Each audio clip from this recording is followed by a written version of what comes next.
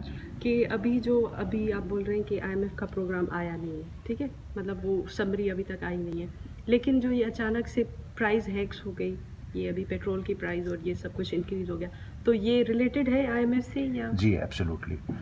आते हैं कि भाई आपको ये आपकी कंडीशनैलिटीज़ हैं जो आपको अपनी इकोनॉमी को लॉन्ग टर्म में स्ट्रेंथन करने के लिए आपको करना पड़ेगा। उसका यकीनन पॉलिटिकल फॉल आउट आता है, आवाम के ऊपर उसका बोझ आता है, लेकिन ये इसी तरह है कि अगर एक सर्जरी कराकर आपको आपकी बीमारी दूर होती है, आपकी तकलीफ़ दूर होती है, तो सर्जरी की तकलीफ़ से तो गुजरना पड़ेगा ना, कि सर्जन आपकी एनेस्थीसिया देगा, आपके बॉडी के ऊपर निश्तर चलाएगा, तकलीफ़ होगी, फिर रिकवरी होगी, फिर आदमी ठीक हो जाएगा।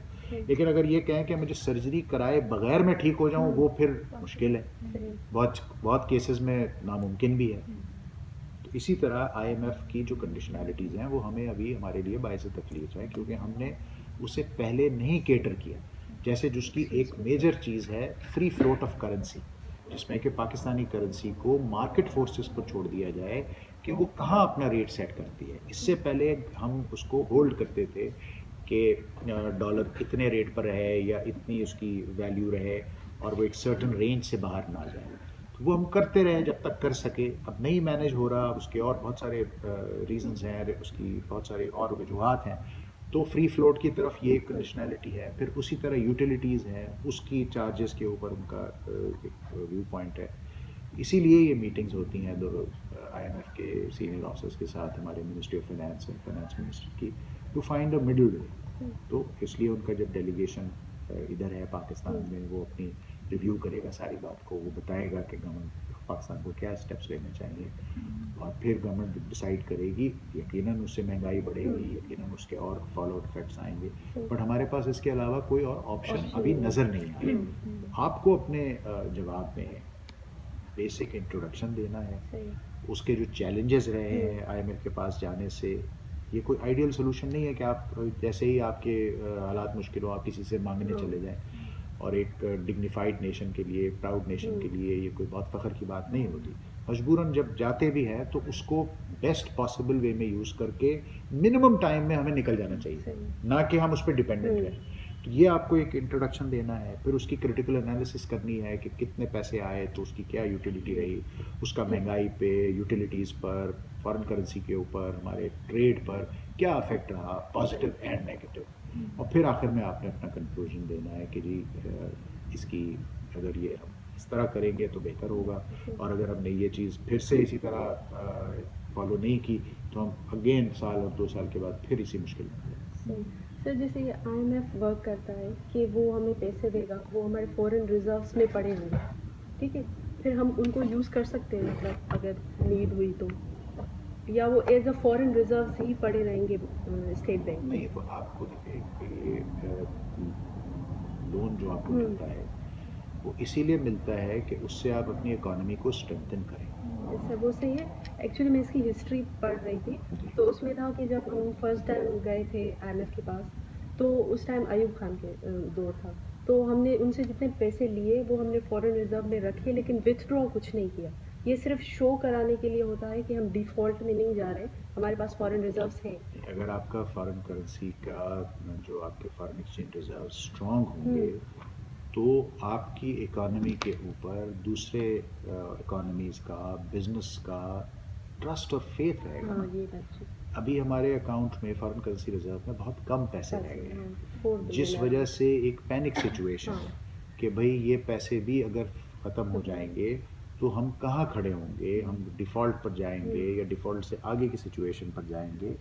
तो डेफिनेटली जब पैसे आपके पास हैं तो आप उसको सेव और सिक्योर रखते हैं, और जहाँ बहुत ज़रूरत होती है उसको इस्तेमाल करते हैं, फिर विथड्रॉ और करते उसकी उसके उसकी उसके बिहाफ पर ट्रेड इन करते हैं। कि यानी अगर आपने मिसाल के तौर पर फॉर एग्जांपल आपने $10 मिलियन दिए, तो उस $10 मिलियन के अगेंस्ट आपने कोई चीज़ काम की इंपोर्ट भी तो की ना, तो आपके पास भी एक चीज़ आपके हाथ में आई, पैसे गए तो कुछ हाथ में भी आया। इस वक्त बेसिकली फॉरेन एक्सचेंज रिजर्व्स इतने कम हो गए हैं कि आप कुछ लग्जरी कार्स हम लोगों ने इंपोर्ट किए हैं, तो काफ़ी सारे जो है कंटेनर्स वो अभी उधर ही थे, उनकी क्लियरेंस नहीं हुई, लेकिन ये लग्जरी कार्स की क्लियरेंस हो गई। ये तो बिल्कुल देखें इसकी कि एक तरफ मुल्क में ये हालात हैं और दूसरी तरफ गाड़ियाँ मंगवाई जाए, लग्जरी आइटम्स मंगवाई जाए, पुरानी गाड़ियों से भी काम चल सकता है। लेकिन गवर्नमेंट का एक पर्सपेक्टिव होता है कि भाई कुछ एसेंशियल चीज़ें हैं जिसकी हमें ज़रूरत है, जिसकी बेसिक उसकी रिक्वायरमेंट्स हैं। बट मेरी ज़ाती राय में लग्जरी कार्स को डिले किया जा सकता था 2 साल, 3 साल, 5 साल, और अभी भी जो गाड़ियाँ हैं वो ठीक है, चली रही हैं, मुनासिब तो हैं। क्रिटिकल एनालिसिस में इस चीज़ को हम बिल्कुल आप क्रिटिसाइज कर सकते हैं बिल्कुल आप गवर्नमेंट को। क्रिटिसाइज़ कर सकते हैं कि ये गवर्नमेंट का इक़दाम ठीक हाँ, नहीं नहीं था, था। कि है ये जिसको आप किसी और तरह से मैनेज कर सकते हैं। मिसाल के तौर पर कि वो कहेगा कि जी ये कोक का कैन है, ये इम्पोर्टेड है, या ये जूस इम्पोर्टेड है, तो उसकी ज़रूरत नहीं है, लग्जरी आइटम है ना। उसी तरह शैम्पू है, तो भाई लोकल शैम्पू भी इस्तेमाल हो रहा है। अब आपने ज़रूरी है कि इंग्लैंड का शैम्पू लेना है, तो उसका एक जवाब होगा मार्केट फोर्सेस से कि भाई जो ख़रीद रहा है वो अपने पैसों से ख़रीद रहा है, आपको क्या मसला है।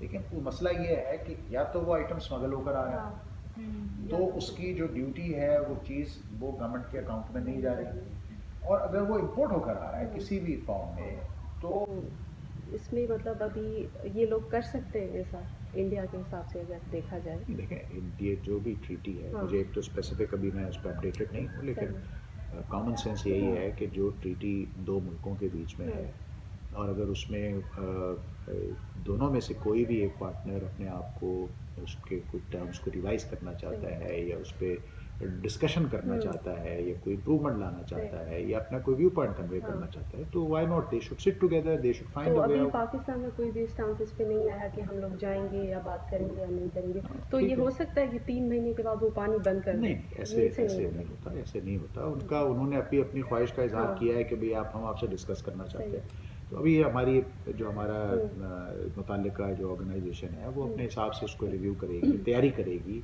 कि भाई क्या बात करना चाहते हैं, एजेंडा आइटम क्या है, हमारी व्यू पॉइंट ये है, फिर बैठ के डिस्कस करेंगे। और उसमें इतना टाइम तो लगता है, ऐसी तो कोई बात नहीं कि कल उन्होंने कहा और अगर मैं आज नहीं सुखा, उसमें बहुत मार्जिन दिया जाता है, उसमें लीवरेज दिया जाता है।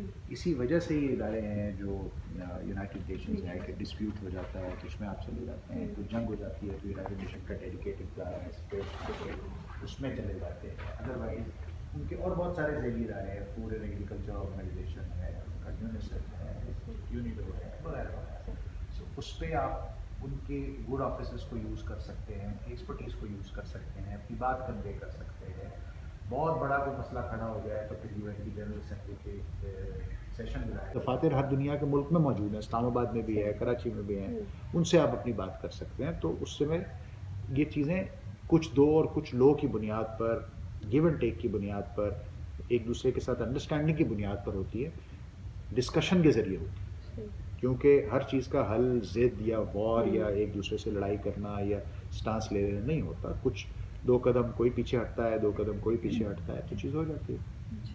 और सर इसकी जो वो है इंडस वाटर पे हमारी कोई ऑर्गेनाइजेशन वगैरह है? जी बिल्कुल, हमारे देखना मिनिस्ट्री ऑफ जो वाटर है हमारी, वो इसको डील करती है, और उसके फिर नीचे मुख्तलिफ उनके इदारे हैं जो कि इंडस वाटर के ऊपर भी एक इदारा है, उसमें बड़े टेक्निकल लोग होते हैं। फिर वावडा है जो पोजीशन बताता है, दूसरे और इदारे हैं जो पानी की फराहमी पर और पानी के यूज़ पर नज़र रखते हैं, वो अपडेट कर रहे होते हैं। तो जब भी हमारे मुताल्लिका लोग डिस्कशंस में, नेगोशिएशन में जाते हैं तो वो फुली इन्फॉर्म्ड होते हैं पूरे मुल्क की रिक्वायरमेंट से और अपने पोजीशन से, और उसी तरह दूसरी पार्टी जाती है वो भी तैयार होकर आती है। तो सर इसी चीज़ पे मैं एक चीज़ पढ़ रही थी कि इंडिया बहुत ज़्यादा क्रिटिसाइज़ कर रहा था इस चीज़ को कि जब 2016 में जो केस हम लोगों ने किया था कोर्ट ऑफ आर्बिट्रेरियन में कि किशन गंगा डैम वो लोग बना रहे हैं झेलम रिवर पे, तो उस टाइम जब हमारी टीम गई थी तो उसमें सिर्फ ब्यूरोक्रेट्स थे।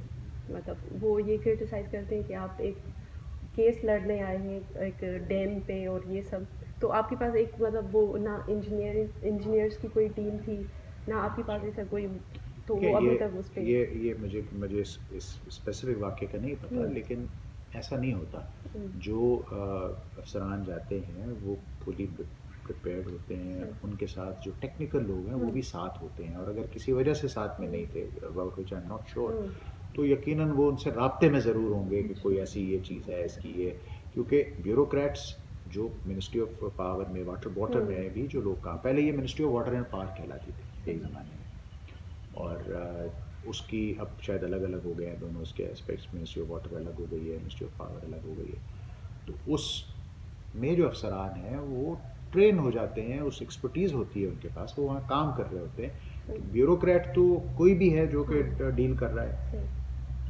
हम शायद क्रिटिसिज्म से मतलब ये होगा कि जी इंजीनियर्स को नहीं भेजा, तो वो इंजीनियर्स भी उनके साथ होते हैं, ऐसा नहीं हो सकता कि इंजीनियर्स ना हो, इंजीनियर्स के बगैर तो चल ही नहीं सकती ना ये बात। तो वो भी इसी चीज़ को वो कर रहे थे कि सिर्फ ब्यूरोक्रेट्स क्यों उनके नहीं, वो ऐसे पॉलिटिकल बात होती है, वो हमें टांग खींचने के लिए कुछ कहने को, कौन वेरीफाई कर रहा है। हमारे अफसरान अच्छे हैं, ब्रिलियंट हैं, फुली प्रिपेयर्ड होकर जाते हैं, बल्कि उसमें लीगल एक्सपर्ट्स भी जाते हैं कि उसमें लीगल पोजीशन क्या है वो भी देखी जाती है। और सर एक और चीज़ में पढ़ रही, एनर्जी क्राइसिस, पॉलिटिकल क्राइसिस हो गए सब चीज़ें, तो वो लोग बोल रहे थे कि शायद हम लोग अपना न्यूक्लियर वेपन जो है वो बेचते हैं किसी भी कंट्री को, सऊदी अरबिया को, लेकिन उसकी जस्टिफिकेशन ये लोग ऐसे दे रहे थे कि अभी जो इंसिडेंट हुआ है लंदन एयरपोर्ट पे, तो वहाँ पे जो यूरेनियम का वो पैकेट मिला था। नहीं, ये देखें, ये सब स्ट्रॉन्ग नेशन है, हम एक प्राउड नेशन है, हमारा ये एक एसेट है, न्यूक्लियर एसेट है, और बड़ा वेल प्रोटेक्टेड है। और ये हमारी एक जिसको कहना चाहिए इस्लामिक वर्ल्ड में एक यूनिक चीज़ है कि Pakistan is a nuclear country. तो कभी भी मेरी जितनी अंडरस्टैंडिंग है हमारे निज़ाम की, गवर्नमेंट की, इस पर कभी भी कोई कॉम्प्रोमाइज़ नहीं होगा। सवाल ही नहीं पैदा होता कि हम अपना न्यूक्लियर एसेट किसी के साथ कॉम्प्रोमाइज़ करें, शेयर करें, सेल करें, फला ना करें, ऐसी ज़रूरत नहीं है। और ये तो हमारी एक डिफेंस की और हमारे मुल्क की सालमियत की एक गारंटी है, तो ऐसी कोई बात नहीं। बाकी जो मीडिया है, इंटरनेशनल मीडिया है, दूसरे लोग हैं, वो ऐसी बातें स्पेकुलेट करने के लिए, कन्फ्यूजन क्रिएट करने के लिए, या किसी के मोटिवेट करने पर, छेड़ने पर करते हैं, तो करने दो, उससे क्या फर्क पड़ता है। तो लेकिन अभी जो है ग्लोबल फायर पावर इंडेक्स की अभी रिपोर्ट आई है, तो हम पिछले साल थे 9 नंबर पे, अभी हो गए 7 नंबर पे। तो मतलब हमारे पास ये बेसिक नीड्स खरीद करने के पैसे नहीं है, लेकिन ये वेपन्स के लिए हमारे पास देखें, ये सवाल बात ये कि इंशाल्लाह कोई डिफ़ॉल्ट नहीं होगा। एक मुश्किल फेज़ से हम इकनॉमिकली गुजर रहे हैं, वो मुश्किल फेज़ गुजर जाएगा। मुल्क का जो डिफेंस है, मुल्क का जो दिफा है, वो बहुत अहम है। देखिए, ये इस तरह की बात है कि हमारे और आपके घर की कोई हिफाजत ना हो और हम उसमें बहुत खुशहाल हों और तरह तरह की खर्चे कर रहे हों, अच्छे अच्छे खाने खा रहे हों बैठ के, लेकिन आपका दरवाज़ा खोल के कोई घुस जाए आपके घर पे और आपके घर पे कब्जा कर ले, तो उससे बेहतर नहीं है कि आपका घर प्रोटेक्टेड हो और आप अपने सीधा दाल रोटी खा रहे हो, लेकिन आपकी जो चीज़ है वो प्रोटेक्टेड हो। सो पाकिस्तान की सालमियत और पाकिस्तान की जो सिक्योरिटी के लिए हमारी आर्मी, नेवी, एयरफोर्स हर वक्त मुस्तैद है, और ये ज़रूरत है मुल्क को प्रोटेक्ट करना, क्योंकि दुश्मन तो हमेशा वीकनेस ढूंढता है। तो हम कभी भी ऐसी वीकनेस ना है, ना हम उन्हें होने देंगे। पाकिस्तानी कौम, जैसे मैंने आपको कहा, एक स्ट्रॉन्ग नेशन है, तकलीफ भी बर्दाश्त कर लेगी, लेकिन कभी भी अपने दिफा पर, दिफा की सलाहियत पर वो कॉम्प्रोमाइज़ नहीं करेगी, ना करना चाहिए। और हमारी आर्मी लीडरशिप, हमारी सियासी लीडरशिप इस मामले में सब एक है, अपने उनके ज़ाती इख्तलाफात जो भी हों, जो भी उनका व्यू पॉइंट हो, लेकिन पाकिस्तान की इंटेग्रिटी, सॉलिडारिटी, सिक्योरिटी के लिए पूरी नेशन एक जगह है। तो ये ऐसे ही अगेन वही डिप्लोमेसी, अखबारों में, मीडिया में किसी ने कुछ कह दिया, किसी ने कुछ कह दिया, तो चलता रहता है, कुछ नहीं होता इससे। ये सर अगर हम देखते हैं ये सारे इंटरनेशनल न्यूज़ वगैरह, ये जो भी चीज़ें हैं, तो वो अगेंस्ट, तकरीबन पाकिस्तान के अगेंस्ट ही होती हैं, ठीक है। तो जो हमारा खुद का मीडिया है वो भी तो प्रो पाकिस्तान नहीं दिखाता, तो हम किसका रेफरेंस दें? ये देखो, ये इस तरह की बात है ना कि हम अपने घर के अंदर 5 बहन भाई हैं, आपस में कोई ना कोई उनके इख्तलाफात होते हैं, लड़ाई होती है, कोई बातें होती हैं, लेकिन वो बाहर एक होते हैं, एक फैमिली होती है। तो हम अपने मुल्क के अंदर वो क्रिटिसाइज़, हमारा मीडिया भी बहुत अच्छा है, हमारा मीडिया जो क्रिटिसिज्म करता है उससे गवर्नमेंट को, अपोजिशन को अपने आप को सुधारने का मौका मिलता है, प्रूव करने का, पब्लिक को अवेयरनेस होती है। रह गया बाहर का मीडिया, तो वो तो अपने एजेंडा के तहत चलता है ना। मिसाल के तौर पे अगर आप इंडियन मीडिया को देखेंगे, वो हमेशा हमारा क्रिटिकल होगा, लेकिन अगर आप सऊदी मीडिया को देखेंगे, यूएई के मीडिया को देखेंगे, तो वो हमारे चाइनीज़ मीडिया है, वो हमारे सपोर्ट में होगा। वेस्टर्न मीडिया है, वो अकॉर्डिंग टू द सिचुएशन होगा। सो हमें अपने आप को देखना है, कोई भी कुछ कहता रहे, हमें उससे क्या फ़र्क पड़ता है। ठीक है, हमें अपने मुल्क को तरक्की देनी है, हमें अपने आप को एज ए नेशन ठीक करना है, अपने मामलात को ठीक करना है, हमें यहाँ रहना है। हर आदमी ना पाकिस्तान छोड़ के बाहर जा सकता है ना जाना चाहिए। इस मुल्क में अल्लाह ताला ने हर तरह की नेमत दी है, हर तरह की ज़बरदस्त रिसोर्सेज मौजूद हैं, बेहतरीन दिमाग मौजूद हैं, बेहतरीन लोग मौजूद हैं, डायरेक्शन भी है। थोड़े अरसे में ये मुश्किलात आती हैं, यकीनन हमें मेहनत करना चाहिए, ईमानदारी को अपनाना चाहिए, बेईमानी से अपने मुल्क की नुकसान पहुँचाने से दूर रहना चाहिए। ये चीज़ें ठीक हो जाएंगी, ये हर ज़माने में होता है। आज तक कोई दुनिया का ऐसा मुल्क नहीं है, आप अगर अमेरिका भी चले जाएँ तो वहाँ पर भी जाएंगे तो वहाँ पर भी लोग कंप्लेन कर रहे हैं। सो इंडिविजुअल के लिए थर्ड वर्ल्ड कंट्रीज़ में या हमारे जैसे मुल्कों में आम आदमी को ज़रा ज़्यादा मेहनत करनी पड़ती है। देखें, आप लोग भी यंग गर्ल्स हैं, हमारी बहनें हैं, यहाँ आके मेहनत कर रही हैं, अपने काम के अलावा बैठती हैं, पढ़ रही हैं, कोई मकसद हासिल कर रही हैं ना। आप क्यों नहीं आप सोचें कि भाई मैं भी कोई शॉर्टकट अपना लूँ। आपको इससे आपकी नॉलेज बढ़ रही है, आप एक इम्तिहान मुकाबले के इम्तिहान में जाएंगे, अल्लाह ताला आपको उसमें कामयाब करे और आपकी अपना माइंड एक्सपैंड हो रहा है, आपको दुनिया की बेहतर अंडरस्टैंडिंग आ रही है। सो ये हमेशा पॉजिटिव सोचना चाहिए, क्योंकि हम नेगेटिव सोचेंगे ना तो नेगेटिव ज़्यादा होते हैं और ज़्यादा नज़र आते हैं और डिस्करेज करने वाले बहुत लोग हैं। आप सबको हमेशा लोग ही बताएंगे कि इम्तिहान बड़ा मुश्किल है, आप नहीं पास कर सकते।